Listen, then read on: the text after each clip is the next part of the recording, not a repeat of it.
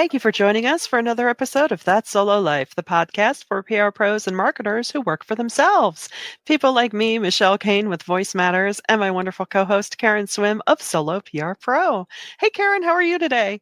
Hey, Michelle, a little sneezy, but good. And really looking forward to some spring. Oh, for real, for real. 'Tis the season for sneezing. I know I've felt, even with the slight weather changes, I'm like, Yeah.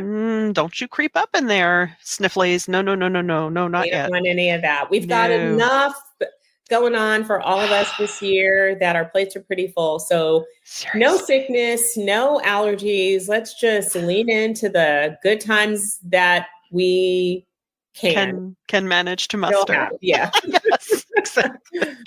Oh, yes. Let the gallows humor reign here. That's well, what we do want to talk about today is wordplay. Wordplay can be fun. It's Yes. fun in our line of work to be clever with words, to have our messaging be received by the desired audience in fun and playful ways. And we're going to talk about some of those examples that we've seen of late. But then there's also you can't call a thing another thing. That's not how any of this works. If you've been alive on the planet, you know that apparently certain bodies of water have been renamed by certain people in certain places, and even steaks. Apparently, Karen, you saw something a bulletin coming out of Texas. Yeah. It's really an interesting time because as PR pros, we love language, right? Yeah. And we love wordplay. We love metaphors. I mean, we live for that stuff. Who among us has not taken lines of a favorite poem and had a play on them, or from song lyrics and pop culture? I mean, we love this stuff. It's great. And it can definitely work, and it brings a little lightness, a little humor, and then strategically a little familiarity to, when you the right wordplay to the right audience. But today's wordplay kind of falls into what we know as wordplay, to the ridiculous, that you question the strategy to mean, unfortunately, where words are being used as weapons, and to purposely be divisive of audiences. Yeah. And so it's just interesting to see wordplay done well, wordplay done with an evil motive, and wordplay that just doesn't make sense. Yes. And yes, there is a Venn diagram and all of that, right? I mean, yes, now we're naming things on the map, and you see the AP getting punished for not playing along with renaming. Yeah, things. I mean, we don't do the tough stuff, and so this is not I don't even want to preface it, but when you take something, and this has happened in the history of life, where places on the map have been renamed, but we renamed it. The United States decided that we're no longer calling the Gulf of Mexico the Gulf of Mexico because we have a vendetta against Mexico. We're calling it the Gulf of America. And again, as we think about this as communicators, we really have to think, what's the motive here and what's the strategy? Because there should be a strategy in our communication. Is the strategy to strengthen our unity within the United States? Is it strategic in that we're battling for, but it's an ocean. Right. So you wonder, okay. And I mean, we're adjacent to it. Name, changing the name of a national monument, that it's no small thing. So we have to think about the difference between wordplay or saying something as a point of pride, or saying something as a jab, even to someone that we have a discrepancy or a disagreement with. And I think way back to when George Bush won. HW. When he was in office, and we had a little, dust up with friends, and he said, from now on, French fries will be American. The freedom fries. The freedom fries. Yeah. I mean, okay, we understood that in that moment. In that moment, it was just like, okay, that's kind of silly. But again, we weren't really renaming the dish. But we have to think about that. Like, wordplay is one thing. Renaming something takes a lot of work. Like, think about renaming a place on the map. Yeah. And we've done this to right wrongs to the indigenous people, but it requires a lot of updating in a lot of different places. And so I think that it should matter. Yeah. And, right away I'm thinking, think of all the travel brochures and websites that would need to be updated. Think of all the cost of doing something like this for whatever reason, because you have a beef. It's really what it's about, right? It's because there's a beef. And I also point to the notion that people don't necessarily take to such changes in such a way. I don't know about you, but here in the Philly region, we have, sadly, it's now the Macy's that's going to close in Center City. But that store started out as Wanamaker's, and it became several others. Many of us still call it Wanamaker's. It's like, we don't change our vernacular just because someone else, even if it's a legitimate name change. We're just like, oh yeah, yeah, right. You're right. We'll go to the Wanamaker building. Yeah. I know where you mean. Habits die really hard. I mean, and we've seen this. We've seen other countries be renamed, and it made sense to rename it. But if you grew up in an era where that was the name, it's so fully ingrained in you that it is really hard to make that changeover. So that's a great point too, is not only strategically communicating with your audience, having a strategic purpose for it, but really understanding that the adoption of the new thing that you're calling it will take time. Yeah, exactly. It's like, what is how'd that song go? Istanbul, not Constantinople. Yeah.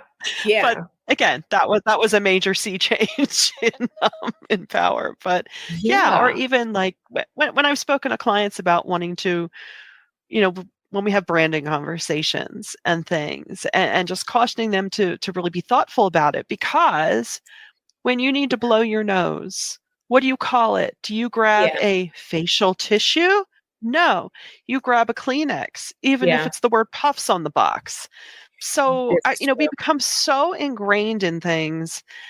So really, if you're going to be a brand or a company thinking of doing such a thing, you really need to be thoughtful about it and wonder, is this going to distract from my ultimate desired action by our customers?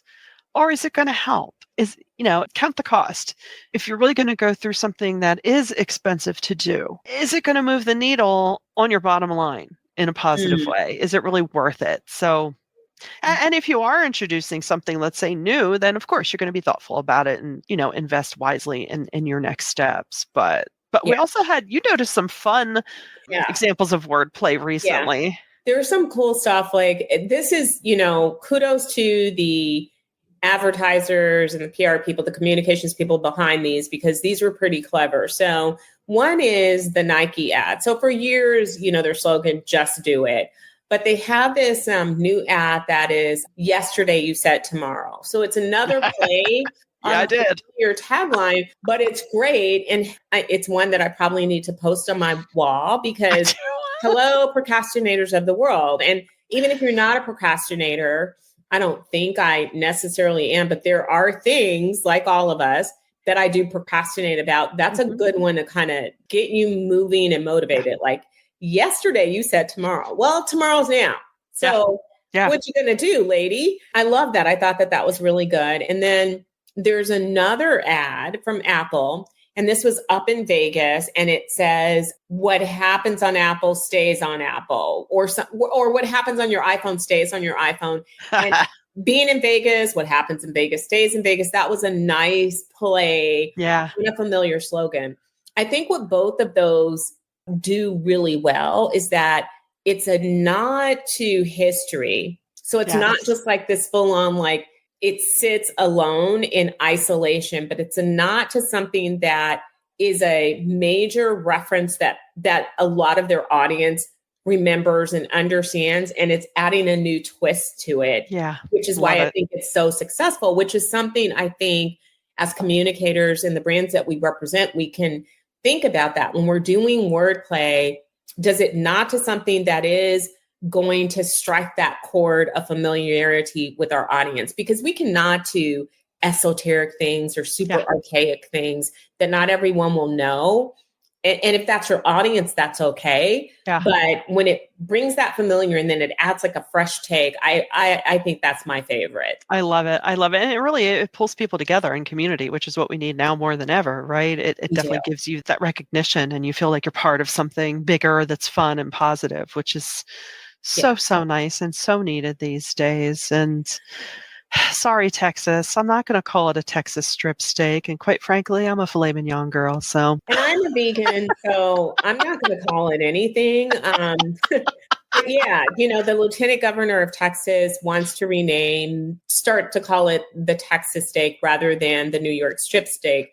And the reasoning is to really market Texas beef. I think that there's really fantastic ways to go about that. I mean, and to be honest, when you think of Texas, you think of cattle. right. So already That's true. like that. Yeah. We already own that market in my mind. And again, I'm not a, meat eater at all, but when I think of Texas, I definitely think of cattle. The association is so strong. Sure. Yeah. New York when I Right. think of beef. And so I really do think that they could lean into a narrative that's already widely accepted and find a fresh take to Exactly. local if that were the goal. And I think a lot of people are these days. I'm seeing this a lot this year of people really leaning into buy local, support local. Yes. We're absolutely. seeing a lot of support of products and all those things too. So I just think he made it, the heart of the matter may have been in the right place. But again, I think something that we can always take a step back and ask our clients as well is, what's the strategic intention? Yeah.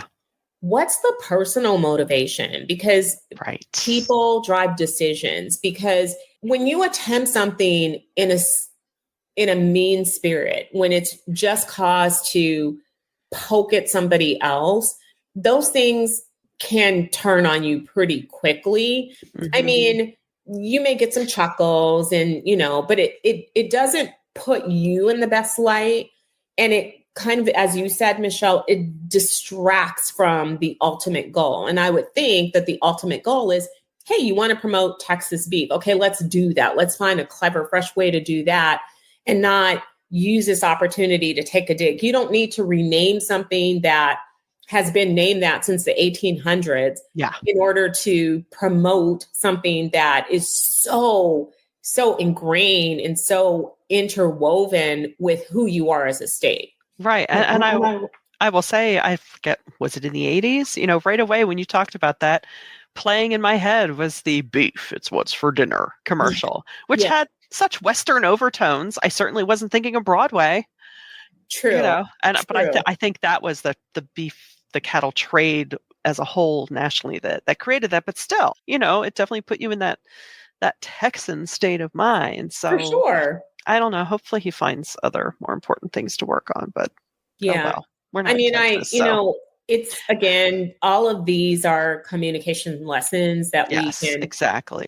There are some key takeaways there for us. But I guess during these times, because it really has been an interesting year. And, as people have said, they've caught January, the longest year ever. And it really was. I want to encourage us as communicators to be kind. And it sounds so silly, but those two small words, if we can just take moments of silence and remind ourselves that operating from a place of kindness is always going to serve us well. And that is not only in dealing with the messages that we write for our publics, but dealing with our clients, dealing with the media, all of the things that we have to deal with, dealing with servers in restaurant, be kind. And remember that we are all human beings. We're all fallible. We all have a bad day. Sometimes we say or do something that is offensive. It's not always intended. It's not towards you. I think that communicating from a place of kindness is just a beautiful way to start because it puts you in someone else's shoes and you are communicating for their best interest. And it's not self-serving. It's not coming from a ranty place. It's not coming from meanness. And I'm not saying that there aren't times that your own personal passions shouldn't come out, but it's not in our work, not the personal passions that would lead you to divide rather than unite. Because we have that dual role of being the protector of our publics and of our clients. So we should never forget that. Yeah, no, I agree wholeheartedly. Kindness will always get you much farther.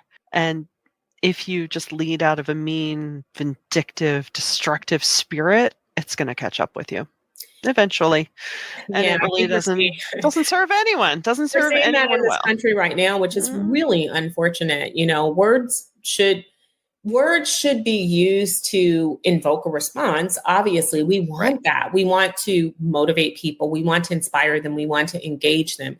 I'm not sure. I mean, even if we were going to war, looking back in past history at those that did that very well and encouraging the troops and really sharing like passionate messages about why this is necessary, it still wasn't mean and it wasn't divisive. It was unifying. But we're seeing words today that really their goal really is to divide. It's to divide people into us and them in various categories. You know, we could do 10 episodes on what's happening with DEI and how that's being portrayed and some of the things that we're seeing play out in workplaces and in the communications community. But yeah, I think that we need to get back to, and I think that communicators get this. So I believe that we can lead the way and educate other people. Totally. Yeah. Don't discount our influence. We definitely need to hold the line on what is true and good and right.